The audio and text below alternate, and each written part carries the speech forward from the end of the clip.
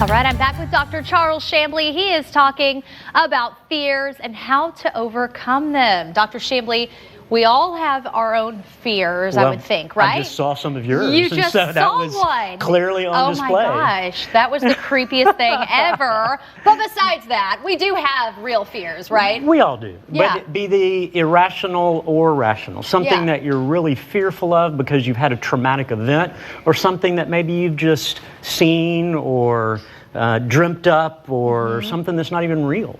Yeah. I have a young man who I saw who his biggest fear was a zombie apocalypse. And he really was afraid of that. And he really was scared. Right. So we use the steps we're going to talk about here to kind of walk through that. The first thing we did is we did what we call a fact check. And so I asked him, in your life, how many zombies have you met? And he said, 0. And I said, well, how many do you think you're going to meet? And he said, well, 0. And so we went through and looked at the facts about what his irrational fear was. Because the simple truth is, Alicia, sometimes feelings will lie to us. Right. And when those feelings lie to us, you go back and check the facts, because the facts are truth. And so if you do a fact check, sometimes that can help alleviate that fear, alleviate that anxiety or emotion. It's amazing how that actually does do that for you. Yeah, if you can slow down enough to kind of walk through it, think it through in your brain, you can realize that what you're afraid of most of the time doesn't even happen. Right. And even if it has the possibility, you're able to help calm your nerves and help settle down a little bit. Right. All right. What's another step of getting over that fear? The second thing we want to do is ease your mind. Are there some things that you can do to help that fear? Like, one of the fears that a lot of people have is they're scared they're going to forget something important that they need to do. So is there something you can do to ease your mind? Maybe leave your phone by your bed at night. That's sometimes why people have difficulty sleeping, is because they're fearful they're going to. So leave your phone there and make a little voice memo to yourself. Get it out of your brain onto the page so that you don't have to worry about it and keep thinking about it. So are there steps that you can take to kind of ease your mind and help calm a little bit? Interesting. The next thing we talk about is, are there anxiety relievers for you?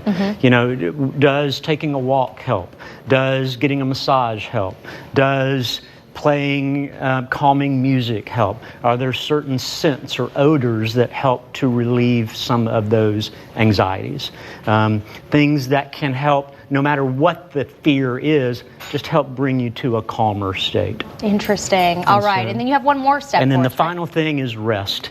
If I have somebody who comes in and tells me they're dealing with anxiety or fear or worry, first thing I want to know is, what's their quality of sleep? Because if you don't sleep well, it just makes everything worse.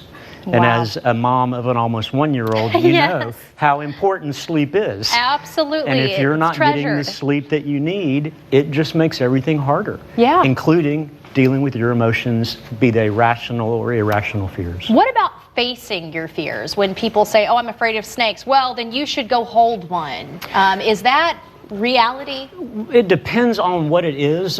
You know, I know we live in the natural state, but my perspective always has been the only good snake's a dead snake. That's an unpopular opinion. You're going to have people coming after us. Not a real big fan of snakes. I agree.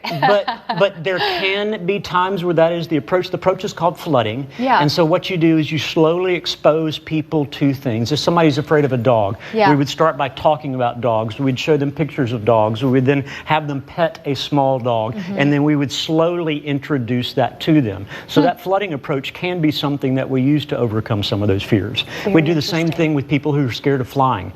We talk to them about planes. We have them stand near a plane. We have them get on a plane but not fly, and take those slow steps to introduce that to them. Wow. A phobia, is that a completely different thing, or a fear and a phobia is pretty connected? They're pretty similar to that.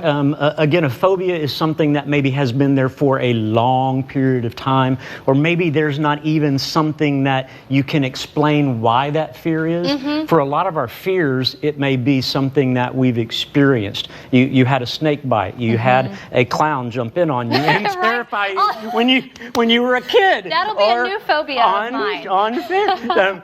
But the phobias oftentimes don't have a causation. They don't have a factor that it's just something that has taken root in your brain, is just kind of sat there. Very strange. All right.